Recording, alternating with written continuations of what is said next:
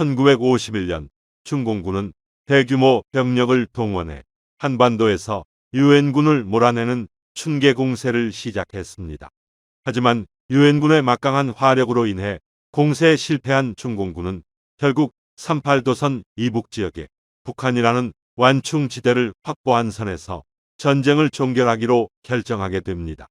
이러한 현상 유지 전략은 유엔군도 마찬가지였습니다. 계속되는 인명피해에 부담을 갖게 된 미국과 유엔 참전국은 동일된 한반도를 포기하고 협상을 통해 하루빨리 전쟁이 끝나기를 원했습니다. 이렇게 해서 1951년 7월 개성에서 양측의 휴전회담이 개최되었습니다. 하지만 휴전회담도 원만히 진행되지는 않았는데 여러 쟁점 중에서 가장 타협이 어려웠던 부분은 바로 포로 송환 문제였습니다. 공산군은 상대방의 포로는 개인 의사와 상관없이 무조건 송환해야 한다 라고 주장했던 반면 유엔군은 상당수의 포로들이 북한과 중국으로 돌아가는 것을 거부한다는 이유로 개인의 의사에 따라 원하는 곳으로 송환한다 라는 의견을 굽히지 않았습니다. 이렇게 회담이 지체되는 사이 양측은 상대방에게 부담을 주고 회담에서 유리한 고지를 차지하기 위한 국지적인 전투를 계속하게 되는데 그것이 6.25 전쟁 후반기에 진행되었던 고지전의 시작이었습니다. 이 당시 수행된 수많은 고지전 중 우리 국군에게 가장 인상적이었던 전투는 바로 백마고지 전투입니다. 그럼 백마고지 전투의 진행 과정에 대해 알아보겠습니다. 백마고지는 현재 강원도 철원군 산명리에 위치한標高 395m의 야산인데 이 산은 전투가 시작되기 전까지만 해도 크게 주목을 받지 못했던 곳으로 그 명칭도 산명리 앞산 정도로만 불리고 있었습니다. 하지만 휴전회담 무렵 공산군과 유엔군은 모두 철원과 김화, 평강을 연결하는 철의 삼각지대를 차지하길 원하고 있었는데 395고지가 이곳 철의 삼각지대를 감지할 수 있는 중요한 지형지물이라는 이유로 갑자기 전술적 요충지로 부상하게 되었던 것입니다. 전투 당시 이 지역에 주둔하고 있던 부대는 국군 구사단이었습니다.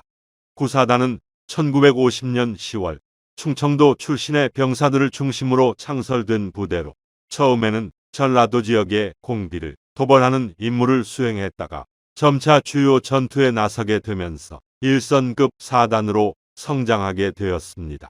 구사단은 1951년 10월 미군 제3사단으로부터 395고지를 인수받은 이후 1년간 줄곧 이곳에 주둔하고 있었습니다. 1952년 10월 휴전회담의 진행과 함께 이곳 철원 지역으로 휴전선이 그어질 것이 분명해지자 이때부터 395고지의 중요성은 더욱 부각되었고 중공군이 대규모 병력을 동원해 이곳을 공격할 것이 점차 명확해졌습니다. 당시 구사단과 전선을 접하고 있던 적은 중공군 제38군이었습니다. 38군은 1945년 중국 길림성에서 창설된 부대로 6.25 전쟁 초기 압록강으로 진격하는 국군 육사단 7연대와 전투를 벌이기도 했으며 청천강 전투에서는 미 1군단과 미 9군단에 큰 피해를 입혀 모택동으로부터 만세군이라는 칭호를 받기도 한 정예 부대였습니다. 이후 약 1년여의 휴식 기간을 보낸 이 부대는 군단의 장비를 소련제로 다시 정비하고 훈련을 충분히 실시한 후 국군 구사단이 위치한 철원 지역으로 배치되었던 것입니다. 구사단장 김종호 소장은 당시의 상황을 이렇게 진술했습니다. 전임자로부터 적의 공격이 임박했다는 소식을 전해 들었는데 부임 후 3개월이 지나는 동안 포탄 한 발 떨어지지 않아 매우 이상했다. 이후 경계를 강화하고 수색도 자주 실시했는데 이렇게 대규모 전투가 벌어질 줄은 상상하지 못했다. 1952년 10월 3일 개천절을 맞이해 사단에서는 병사들의 피로를 풀어주고 사기를 진작시킬 목적으로 체육대회를 실시하고 있었는데 이때 중공군 군의관 한 명이 휘순하는 사건이 발생했습니다. 그는 다음과 같이 진술했습니다. 내가 소속된 114사단 340연대는 10월 4일 24시를 기해 395고지를 공격하라는 명령을 받았다. 우리 부대는 지난 3개월 동안 395고지와 비슷한 지형에서 특수 훈련을 실시했다. 이번 전투를 위해 포병단이 증원되었으며 각종 실탄과 포탄이 충분히 지급되었다. 구사단 지휘부는 귀순자의 진술이 상당한 신빙성을 갖고 있다고 판단하고 즉시 체육대회를 중단했으며 상부에 이 같은 내용을 보고했습니다. 그리고 김종호 사단장은 작전명령 제85호를 하달했습니다. 395고지를 담당하는 30연대는 적의 공격에 대비하라. 예비대인 28연대는 역습 명령의 하달 과동 시에 반격을 실시하라. 각 부대는 진지 구축 작업을 계속하고 탄약과 식량, 차량을 정비 확보하라. 이렇게 백마고지 전투가 시작되었습니다.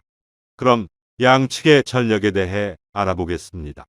먼저 국군 구사단은 28연대, 29연대, 30연대, 51연대 이렇게 4개의 보병연대가 있었으며 배속된 포병연대는 105mm 곡사포를 보유한 30포병대대, 51포병대대, 52포병대대가 있었습니다.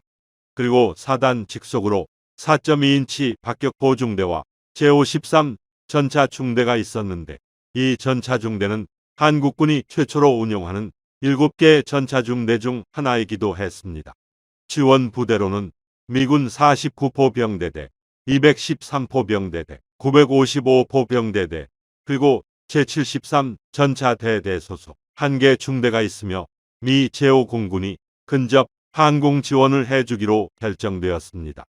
이에 대항하는 중공군 제38군은 112사단, 113사단, 114사단 이렇게 3개의 사단, 7개의 연대로 구성되었으며 병력은 36,000명이었고 1개의 포병여단, 3개의 전차 중대가 지원에 나섰습니다.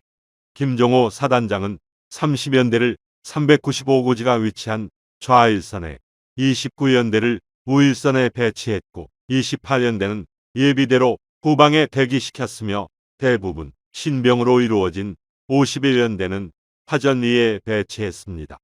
30연대가 담당하는 395고지의 상황을 좀 더 살펴보면 주저항선에 30연대, 1대대 1중대, 2중대, 3중대, 그리고 3대대, 10중대가 배치되었으며 북쪽의 화랑고지의 전초진지에는 3대대 11중대가 위치했습니다. 1952년 10월 6일 08시 드디어 백마고지 전투가 시작되었습니다. 중공군은 08시에 포병의 기점 사격, 10시에 연막탄 사격을 하더니 15시에는 76mm와 122mm 곡사포, 120mm 박격포를 동원해 2,000발이 넘는 대규모 공격 준비 사격을 실시했습니다. 우리의 예상을 뛰어넘는 엄청난 포격에 150여 개에 달하는 엄체호와 수많은 교통호가 붕괴되었고 주변에 매설해 놓았던 지뢰와 부비트랙, 철조망 등도 대부분 파괴되었습니다. 당시 30연대의 소대장이었던 허만희 소위는 이렇게 진술했습니다. 적의 공격 준비 사격은 물회가 쏟아지는 것 같이 엄청난 것이었다. 내 키가 174인데 나보다 훨씬 큰 교통호가 붕괴되면서 땅에 묻히게 되었고 전령의 도움으로 간신히 살아날 수 있었다. 중공군의 포격에 아군도 대포병 사격을 실시했는데 30연대를 직접 지원하는 52포병대대뿐만 아니라 인근에 있던 4개 포병대대도 함께 사격에 가담했습니다. 10월 6일 19시 전초진지인 화랑고지에서 적의 모습이 포착되었습니다. 중공군 114사단 340연대 병력들이 11중대를 향해 공격해 들어왔고 우측방인 3중대와 10중대 방향에서도 그들의 공격이 진행되었습니다. 훗날 이들은 과거 국민당 소속의 국보군으로 알려졌는데 중공군은 이들에게 제대로 된 무기도 지원해 주지 않고 단지 수류탄만을 휴대시킨 채 우리 군의 지뢰지대를 돌파하도록 강요했습니다.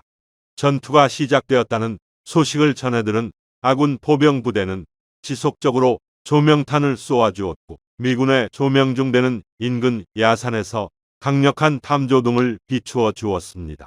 이어 105mm와 155mm 곡사포, 4.2인치 박격포 등 도합 94문의 포가 전진해오는 적을 향해 사격을 개시했는데 당시 30호병 대대의 관측장교 윤진 소위는 이렇게 말했습니다.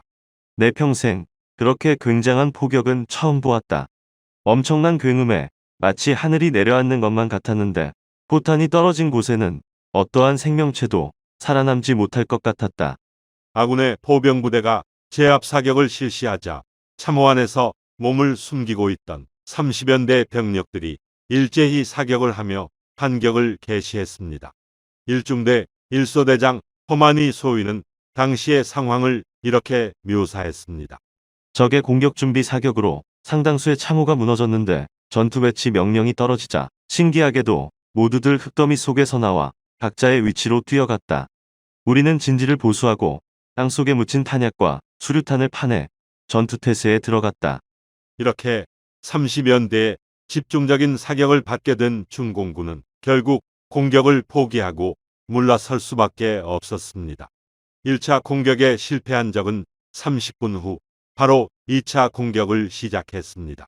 이번에는 1차 공격보다 더 많은 병력을 투입해 30연대를 압박하게 되는데 그들의 집중적인 공격을 받게 된 10중대는 기관총 진지가 파괴되면서 점차 후방으로 밀리게 되었고 적은 이 기회를 놓치지 않고 돌파구를 확대해 나갔습니다.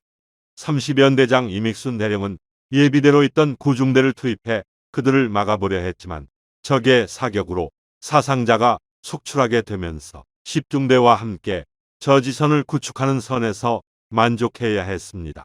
이렇게 중공군의 공격으로 주저항선의 일부가 뚫리긴 했지만 그나마 이 정도 선에서 적을 막아낼 수 있었던 데에는 제구 박격포 중대의 활약이 매우 컸습니다.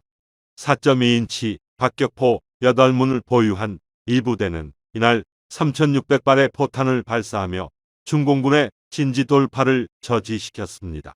당시 사격 지휘를 담당했던 장한기 중위는 전방에 나가 있는 관측병은 거의 울면서 사격 요청을 해왔고 나는 정확한 좌표를 대라며 호통을 쳐야 했다. 그날 얼마나 포를 쏘았는지 후신이 벌겋게 달아올랐고 포판이 내려앉아 나무 토막으로 급히 고정해야 했다. 라고 말했고 박격포 중대장 문일수 대위는 이렇게 진술했습니다. 10중대 진지가 돌파되어 보병들은 철수했으나 우리 중대의 관측병 한 명이 동굴 속에 숨어서 무전으로 적의 위치를 알려주었다. 이날 8문의 포 중 6문이 망가졌는데 미군이 헬기를 이용해 12문의 포를 신속히 공수해 주었다. 주저항선의 일부가 돌파되었다는 소식이 전해지자 육사단장 김종호 소장은 예비대로 있던 28연대 1대 대와 사단 수색중대를 30연대에 배속시켰습니다. 그리고 포병부대에 적극적으로 지원 사격을 해줄 것을 명령했는데 이때 그는 사단 내에 배속된 미군 고문관들이 하루에 사용할 수 있는 탄약량을 초과했다는 이유로 지원 사격에 소극적이라는 보고를 듣게 되었습니다. 이에 사단장이 구군단장인 젠킨스 소장에게 어려움을 토로하자 그는 한국군 사단이 탄약을 무제한으로 사용할 수 있도록 특별 지시를 내려주었습니다. 사단장의 지시로 30연대에 배속된 28연대 1대 대는 이중대를 선두로 빼앗긴 주저항선을 탈환하기 위해 공격을 개시했습니다. 이때 적의 기관총 사격에 1대대의 공격이 돈좌되자 소총수인 곽효 제1병이 수류탄을 소지하고 단독으로 돌격해 기관총 진지를 파괴했으며 1대대는 이 여세를 몰아 결국 최종 목표인 주저항선을 다시 확보할 수 있었습니다. 이번 공격의 성공으로 곽효제 1병은 화랑 무공훈장을 수여받게 되었으며 결국 30연대는 중공군의 공격을 물리치고 고지를 지켜낼 수 있게 되었습니다. 하지만 적의 공격은 여기에서 그치지 않았습니다. 2차 전투가 끝난 지 채 1시간도 지나지 않은 00시 40분 그들은 또다시 3차 공격을 감행하기 시작했습니다. 안녕하세요. 무기박물관에서 채널 멤버십을 운영합니다. 무기박물관의 멤버가 되시면 아직 공개되지 않은 다수의 미공개 영상을 먼저 시청하실 수 있습니다. 여러분들의 많은 참여 부탁드립니다.